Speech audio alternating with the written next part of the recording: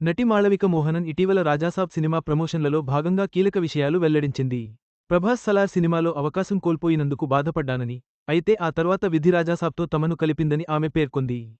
ఈ ఇంటర్వ్యూ టాలీవుడ్లో చర్చనీయాంశంగా మారింది. రాజాసాబ్ సినిమాతో మొదటిసారి తెలుగు ప్రేక్షకుల ముందుకు వస్తుంది మాళవిక మోహనన్. మలయాళీ భామ మాళవిక మోహనన్ తమిళ్, మలయాళ సినిమాలతో ఫేమ్ తెచ్చుకుంది.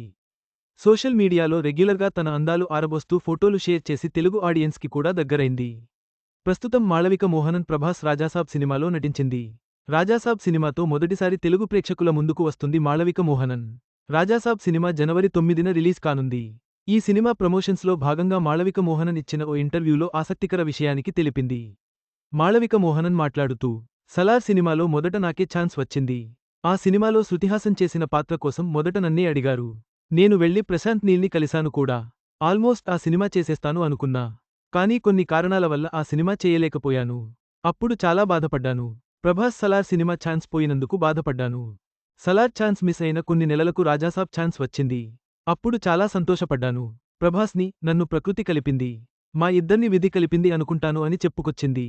మరి రాజాసాబ్లో మాళవిక మోహనన్ ఏ రేంజ్లో మెప్పిస్తుందో చూడాలి. మాళవిక మోహనన్ వ్యాఖ్యలు ప్రభాస్ అభిమానులతో పాటు సినిమా వర్గాల్లోనూ ఆసక్తిని రేపాయి. సలార్ మిస్ అయినా రాజాసాబ్తో ఈ జంట తెరపై ఏ మేరకు ఆకట్టుకుంటుందో చూడాలి.